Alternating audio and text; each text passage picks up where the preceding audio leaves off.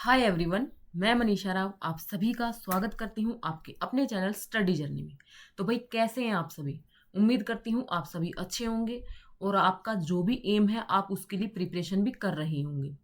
तो भाई जहाँ हमारे हरियाणा की बात करते हैं तो हरियाणा के लोगों का ज़्यादातर सपना होता है कि भाई एचटेट क्लियर करके हरियाणा में के अंदर हम टीचर लग जाएं।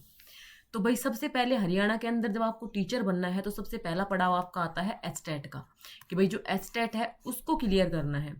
अभी मैंने आप लोगों के साथ 2 वीक्स पहले आपकी एचटेट की जो स्ट्रेटजी है वो शेयर की थी। तो उसके अंदर मैंने आपको बताया था कि भाई अभी से आप लोग अपनी तैयारी में लग जाइएगा।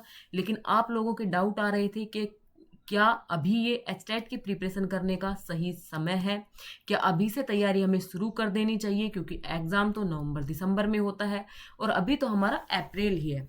तो उन सभी जो आपके कमेंट्स थे, आपके जो भी डाउट्स थे, उनका सॉल्यूशन मैं यहाँ पे करने वाली हूँ और उम्मीद करती हूँ आपको मेरी बातें समझ में भी आएंगी और आपको अच्छी भी लगेंगी।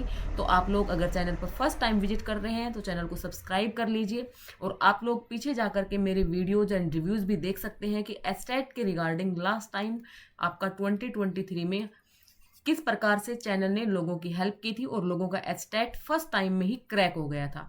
तो इसी तरह से आप लोग भी अपनी तैयारी शुरू कर सकते हैं और आपके एग्जाम को अच्छे खासे मार्क्स से आप लोग क्लियर कर सकते हैं। तो भाई जो बातें मैं आपको बताने आई थी कि आपको कब से तैयारी शुरू कर देनी चाहिए, तो भाई देखो आपने एक कहावत सुनी ही होगी, जब जागो तभी सवेरा। तो आपको अभी से जाग जाना चाहिए। आप किसी अदर एग्जाम की प्रिपरेशन नहीं कर रहे हैं, आप वेले बैठे हैं, आपको मतलब बस अपना घर गृहस्थी का काम कर रहे हैं, तो आपको अभी से इस एग्जाम के लिए लग जाना चाहिए। और आप किसी अन्य कॉम्पिटिटिव एग्जाम की भी तैयारी कर रहे हैं, सपोज आप लोग एसएससी की तैयारी कर रहे हैं, हरियाणा स्टाफ सिलेक्शन की तैयारी कर रहे हैं, आप किसी भी एग्जाम की प्रिपरेशन कर रहे हैं, आप सीटेट एग्जाम की प्रिपरेशन कर रहे हैं, तो आपको साथ साथ में आपके एचटेट के एग्जाम की प्रिपरेशन भी शुरू कर देनी चाहिए। अब भाई मोस्टली आप लोग हाउस वाइफ हैं या आप लोग वर्किंग हैं या फिर आप लोगों के पास बेबी की रिस्पॉन्सिबिलिटी है, आपकी फैमिली की रिस्पॉन्सिबिलिटी है, या साथ में आप लोग यानी आप बीए बीएड कर चुके हैं और साथ में आप अपनी मास्टर्स की तैयारी भी कर रहे हैं, तब भी आप लोगों को साथ में अपनी जो एचटेट की प्रिपरेशन है वो कर देनी चाहिए, क्योंकि आप लोगों के पास 2 से 3 घंटे का ही टाइम निकल पाता होगा।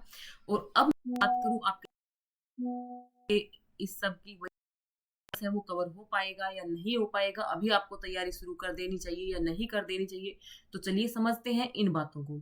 भाई आपके पास अब जो समय है वो कितना बच गया भाई? मई, जून, जुलाई, अगस्त, सितंबर, अक्टूबर, नवंबर। नवंबर में आपका एग्जाम हो जाता है या फिर हद से हद जाता है तो 2-3 दिसंबर तक जाता है। ठीक है, बाकी अब की बार मुझे पॉसिबिलिटी लग रही है कि नवंबर में ही हो जाएगा। चलो उस चीज को छोड़ो, 10-15 दिन से कुछ फर्क नहीं पड़ता। तो अब देखिए हमारे पास हम 7 महीने मान करके चलते हैं, अभी आपके पास कुछ अप्रैल के भी दिन बचे हुए हैं।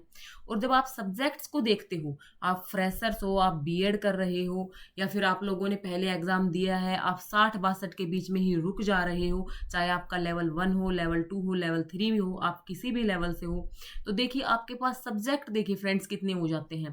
भाई सीडीपी पढ़नी है आपको, हिंदी पढ़नी है आपको, इंग्लिश पढ़नी है, रीजनिंग आपको पढ़नी है, मैथमेटिक्स आपको पढ़ना है, हरियाणा जीके आपको पढ़ना है, साथ में आपको आपका सब्जेक्ट कंसर्न भी पढ़ना है।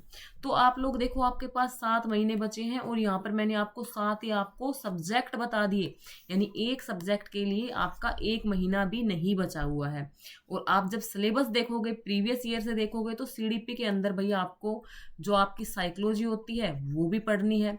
लास्ट टाइम जो आपके नए कंसेप्ट जोड़े गए थे आपके इंक्लूसिव एजुकेशन को लेकर या पेडागोजी से रिलेटेड, वो भी आपको पढ़ने हैं। इसी तरह हिंदी की बात करती हूँ तो हिंदी के अंदर आपको व्याकरण भी पढ़नी है और साथ में आपको पेडागोजी भी पढ़नी है। भाई जरूरी थोड़ी ना है कि लास्ट टाइम में पेडागोजी के क्वेश्चन नहीं आए तो अब भी नहीं आएंगे।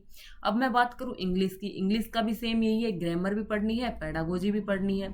रीजनिंग की आप लोगों को प्रैक्टिस करनी है, आपके अगर टॉपिक क्लियर नहीं है तो वो भी पढ़ने हैं, क्योंकि रीजनिंग के 10 नंबर तो आप फ्री के नंबर मान सकते हो। अगर आप थोड़ी बहुत प्रैक्टिस करके जाते हो, थोड़ा बहुत अपना बेसिक नॉलेज वहां पे लगा लेते हो, तो आपकी रीजनिंग की क्वेश्चन सही होने की पॉसिबिलिटी ज्यादा रहती है। बाकी नेगेटिव मार्किंग होती नहीं है, आप सभी को पता है कि एलिजिबिलिटी टेस्ट है। उसके बाद बात करते हैं भाई मैथमेटिक्स की। तो मैथमेटिक्स तो 1 महीने में आप लोग कितना ही कवर कर पाओगे। मैं एक सब्जेक्ट के लिए आपका 1 महीना ही डेडिकेट कर रही हूँ, जहाँ पर आप दिन में 2 से 3 घंटे ही आप पढ़ाई के लिए निकाल पाते हो, क्योंकि आप जो आपकी कंडीशंस है वो आपसे बेटर कोई नहीं जान सकता कि आप कितना टाइम अपने लिए निकाल रहे हो। ठीक है। उसके बाद भाई मैथमेटिक्स है तो उसके अंदर भी आपको परसेंटेज टॉपिक भी पढ़ना है, आपको CISI भी पढ़ना है, आपको सारे टॉपिक्स पढ़ने हैं। आप ये नहीं कि मैथ्स को स्किप कर सकते हो। भाई 10 नंबर का मैथ आता है, अगर यहाँ पे स्किप कर दोगे तो ये नहीं है कि स्टैट करके आपको बैठ जाना है, आपको आगे स्क्रीनिंग का पेपर भी देना है, या फिर आपको मतलब आपके जो भी आप सब्जेक्ट पढ़ोगे वो आपको कहीं ना कहीं पे हेल्प जरूर करेंगे। तो अब हमारे पास टाइम भी है कि आप अपना जो बेस है उसको सुधार सकते हो। और बात करते हैं हरियाणा जीके की। अब देखो हरियाणा जीके के अंदर आपको स्टैटिक पोर्शन भी कवर करना है कि कौन सी नदी कहाँ से निकलती है, कौन सी जिले में क्या चीज़ फेमस है, ये भी पढ़ना है आपको। वेलफेयर स्कीम्स भी आपको पढ़नी है, साथ में आपको थोड़ा बहुत करंट अफेयर्स भी देखना होता है। तो ये सब कुछ तो आपका सिलेबस है। डिटेल में अगर आप चाहते हैं तो आप लोग कमेंट करके बताइएगा, मैं आपको वीडियोस बना दूंगी। आपके बिल्कुल एचटेट 2024 के लिए न्यू सिलेबस के आधार पर मैं आप लोगों के लिए वीडियो बनाऊंगी। अब बात करते हैं भाई सब्जेक्ट कंसर्न की। तो सब्जेक्ट कंसर्न में भी कितना पोर्शन हो जाता है। अब मेरा सब्जेक्ट क्या है भाई, इंग्लिश है, तो मैं इंग्लिश का आपको बता सकती हूँ। इंग्लिश के अंदर देखो आपको NCERT भी पढ़नी है, 6 to 8 तक की तो जरूर पढ़नी है TGT के लिए। बाकी PGT के लिए आपको 9 to 12 पढ़नी है। अब बात करती हूँ ग्रामर पोर्शन की। आपको ग्रामर भी करनी है, आपको वोकेबलरी भी करनी है, साथ में आप लोगों को थोड़ा बहुत जो आपकी टीचिंग पेडागोजी होती है इंग्लिश की वो भी आपको देखनी है।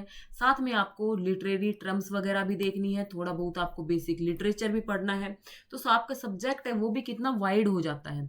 तो इस प्रकार से जो एचटेट का सिलेबस है भाई वो अच्छा खासा है। जिन भी लोगों का जिनका बेस क्लियर होता है वो तो भाई कर जाते हैं, 10-15 दिन की तैयारी में भी कर जाते हैं, 1 महीने की तैयारी में भी कर जाते हैं। या कुछ लोग ऐसे भी होते हैं भाई जो प्रीवियस ईयर से निकाल लेते हैं। लेकिन आपका लेवल तो आप लोग जानते हो, मैं नहीं जानती हूँ। तो मैं जिस प्रकार से आपको समझाने की कोशिश कर रही हूँ तो आप लोग अभी से लग जाइएगा। और मैं आप लोगों के लिए कल एक न्यू वीडियो लेकर के आऊंगी जिसके अंदर मैं आप लोगों से, जो लोग 80-90 के बीच में रुक जा रहे हैं, उनके काफ़ी डाउट्स आते हैं, काफ़ी मेरे नोन भी हैं, वो भी मुझसे पूछते हैं कि भाई 80 से 90 के बीच में रुक जाते हैं, इवन 89 तक जाकर के रुक जाते हैं, तो उनको क्या स्ट्रेटजी अपनानी चाहिए। ठीक है। तो इन सब चीज़ों के ऊपर मैं बात करूंगी आपसे नेक्स्ट वीडियो में। तो भाई अभी मैं आपको यही बता रही थी कि आपका प्रिपरेशन का बिल्कुल सही टाइम है। आपके जो बेसिक्स क्लियर नहीं है, आपके जो कंसेप्ट क्लियर नहीं है, आप उनको क्लियर कर सकते हैं। तैयारी कहाँ से करनी है मैंने आपको बता रखा है कि आप लोग चैनल पर जाकर के एक बार प्लेलिस्ट को चेक कीजिएगा। आप लोगों को वहाँ पे सारी प्लेलिस्ट मिल जाएंगी। छोड़ करके जो आपका मैथ्स है, रीजनिंग है, उसको छोड़ करके आपको सारी चीज़ें वहाँ पे मिल जाएंगी।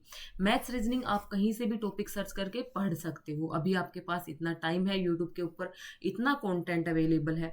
और जल्दी ही आपकी न्यू क्लासेस भी स्टार्ट कर देंगे।